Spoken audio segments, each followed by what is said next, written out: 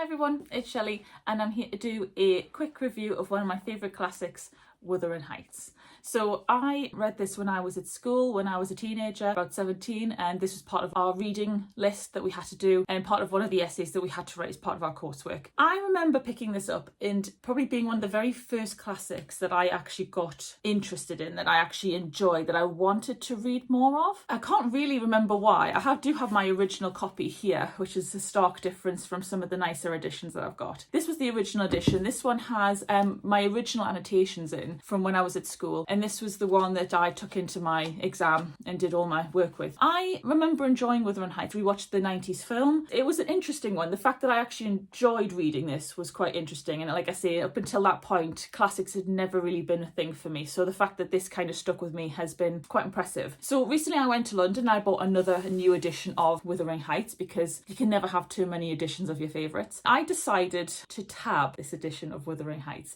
So technically this is a reread for me. So I took some of the original annotations that were in here. Some of these are like in pencil, you can't really see a lot of them, but you can see a few. But all the original annotations from in here, and I wanted to transfer them into this copy. Now, having said that, I reread this, and if you don't already know, this is about Wuthering Heights. This is about a character called Heathcliff, who is found in Liverpool, just on the dock, by the house owner of Wuthering Heights, Mr. Earnshaw, and he brings Heathcliff home. We are following mainly the perspective of Nellie the maid, who has been in service throughout pretty much the entire book. She works with the Earnshaws, and then she progresses between the two houses over time. You kind of open with a gentleman, Mr. Lockwood, who is currently hiring out Thrushcross Grange. Very difficult to say, so we'll call it the Grange. Lockwood is hiring out the Grange, which is currently owned by Heathcliff. You're currently in the future at this point. You then meet Nellie, and Nellie then goes through the backstory of Wuthering Heights and the Grange and all the characters involved. There's characters from the Grange, so we have Edgar Linton and his sister Isabella. We also have all the children of all said characters as the time sort of progresses through. It's about these two houses and how they sort of intertwine. I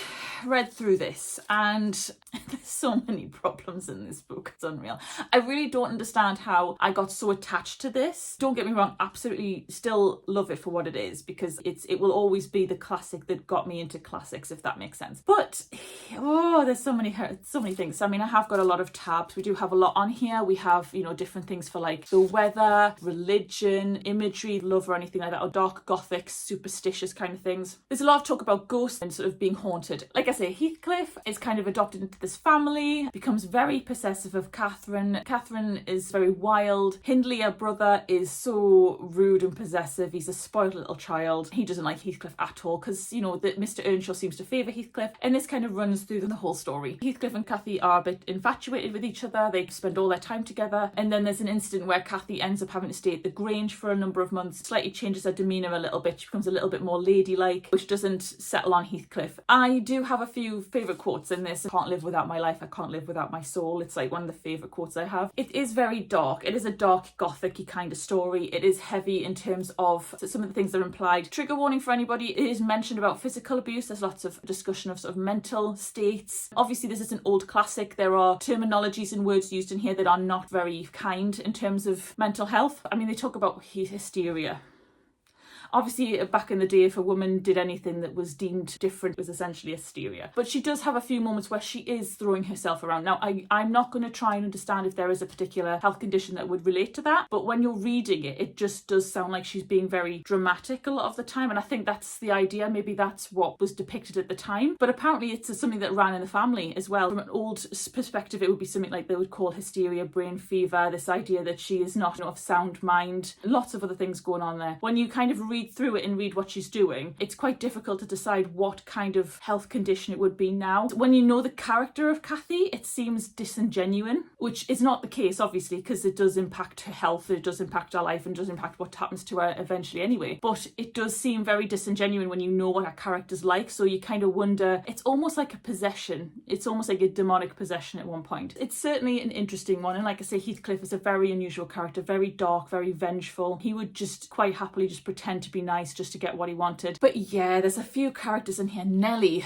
my god, Nellie needs a spine. The amount of times that woman has allowed Heathcliff to get away with things is actually unreasonable. It's unreal how many times she allows him to get away with anything. And she'll kind of drop a hint, or could you do this, and or maybe you should do that, and he'll go, well, no, I'm not doing that. And you're like, So she then goes along anyway, and I'm like, Nelly, man, just... I mean, I appreciate the timing, I appreciate when it was written. Emily Bronte is writing very feisty female characters, and yet Nelly seems to be one of the few characters that could probably have got through to Heathcliff and really didn't. It's just this constant thing where Heathcliff's like, oh, well, I'm going to do as I please. She doesn't tell Edgar about certain things that happen later on in the book, and you're like, just tell somebody. I mean, trying to read Joseph, the Hand, who lives at Wuthering Heights, it's all in Old Yorkshire. I can't really read it. I just skipped half of his stuff. If he mentioned Satan or the Bible, he got a religious tab, because he was the very religious one. Heathcliff is literally out for revenge. He just wants to get revenge on all the people who have wronged him. This book is very much about obsession. It's this idea that souls are intertwined, and that's how Heathcliff and Cathy feel about each other. However, they kind of take very different turns. I mean, the gaslighting. So much gaslighting between the characters, it's actually unreal. Particularly Heathcliff and Cathy. They're either gaslighting each other or gaslighting everybody else. It is really ridiculous. But it is very interesting to read now that I sit on the other side, and having had another go at it after about 20 years since the last time I actually read it. I did enjoy it in a sense, but it also, I can appreciate some of the darker tones that are in this. So let me know if you've read this. It would be very good to hear some of your comments. Any thoughts would be welcomed. So if you've read anything like this, or if you've read this particular book, anything from the Brontes, want to share your thoughts, then please leave them down in the comments. And other than that, then I will leave you to it. But thank you very much, and until the next time,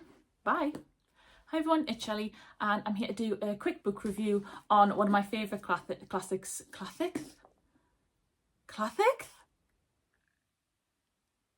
Are you me? Classics?